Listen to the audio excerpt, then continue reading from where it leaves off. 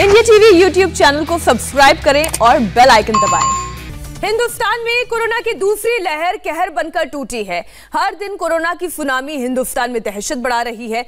पिछले 24 घंटे में देश में एक बार फिर कोरोना का ब्लास्ट हुआ है और 1,31,000 से ज्यादा नए केसेस रिपोर्ट किए गए हैं।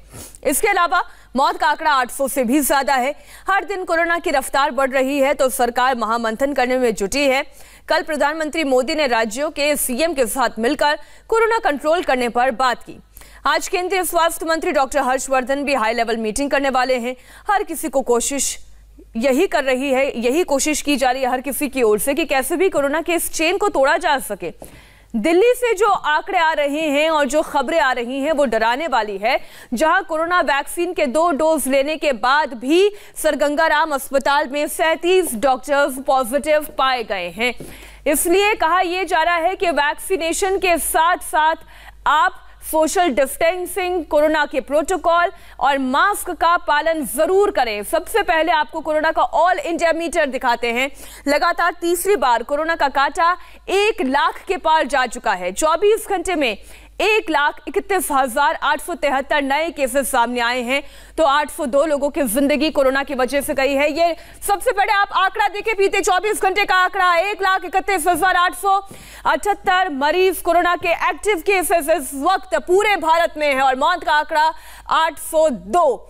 हर आंकड़ा हर दिन के साथ डराता है। पिछले 3 हफ्ते की अगर हम बात करें तो कैसे कोरोना के केसेस और मौत के आंकड़ों में जबरदस्त इजाफा हुआ है, वो भी आप आंकड़ों की जुबानी समझिए। अब आप ये देखिए तस्वीर, 18 से 24 मार्च 2 लाख से ज्यादा केसेस सामने आ सकते हैं। आप ये देखिए, ये 18 से 24 मार्च का आंकड़ा है। 1,320 लोगों की जान गई और केसेस देखिए, केवल 18 से 24 मार्च में 2,73,000 केसेस सामने आए। और वहीं अगर 25 से 31 मार्च के आंकड़े पर आप गौर करें, 3,74,000 केसेस सामने आए और 1,977 लोगों की जान गई। और वहीं अब ये आप आंकड़ा देखिए, 2 लाख, 3 लाख और अब इससे सीधा डबल होकर 6 लाख पर पहुंच गया है। यह आंकड़ा 6,23,000 केसेस सामने आए हैं तो वहीं 3,464 लोगों की जान कोरोना की वजह से गई है। कोरोना का संकट जिस तरह से बढ़ रहा है, हर शहर से डराने वाली तस्वीरें सामने आ रही है। दिल्ली से बड़ी खबर यह है कि सर गंगाराम अस्पताल के 37 डॉक्टर्स को कोरोना हो गया है और हैरानी की बात इसलिए ज्यादा हो रही है कि सभी डॉक्टर्स वैक्सीन के दोनों डोज ले चुके थे। मुंबई और पुणे में एक बार फिर से पहले जैसी स्थिति नजर आ रही है। लॉकडाउन के डर से मजदूरों ने पलायन करना शुरू कर दिया है। मध्य प्रदेश में हालात बहुत खराब हैं और यहां कई शहरों में ऑक्सीजन की कमी भी है।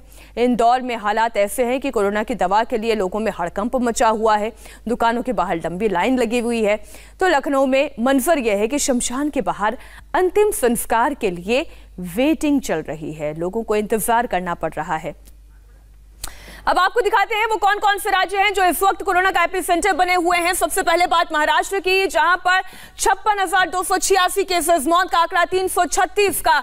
वहीं छत्तीसगढ़ की स्थिति देखिए, 10,000 से ज्यादा केसेस रिपोर्ट हुए, 94 लोगों की जान गई है।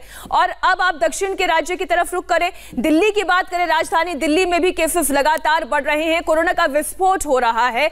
उत्तर प्रदेश में 8,490 केसेस आए हैं तो वहीं 39 लोगों की जान कोरोना की वजह से गई है। और दिल्ली में देखिए 7,437 केसेस आए हैं, 24 लोगों की जान गई। मध्य प्रदेश में 4,324 केसेस तो 27 लोगों की जान कोरोना की वजह से गई है। गुजरात देखिए 4,021 केसेस, 4,021 केसेस गुजरात में रजिस्टर हुए। मौत का आंकड़ा भी हम आपके सामने रखेंगे।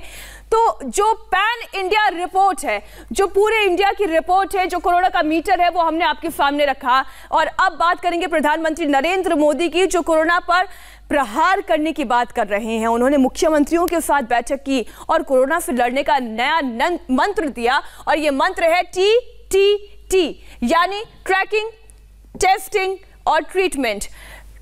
ट्रैक किया जाए, उसकी चेन को समझा जाए, टेस्ट किया जाए, पॉजिटिव आने पर ट्रीटमेंट दिया जाए और यही मुकाबला किया जा सकता है क्योंकि लोग बहुत कैजुअल हो गए हैं। कैजुअल अप्रोच से काम नहीं चलेगा। प्रधानमंत्री मोदी ने क्या कहा, आप सुनिए।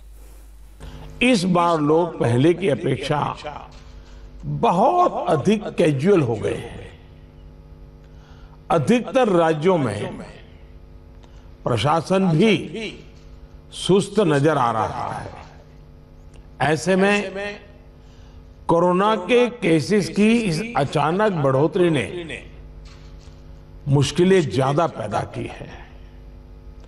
कोरोना के प्रसार को रोकने के लिए फिर से युद्ध स्तर पर काम करना आवश्यक है।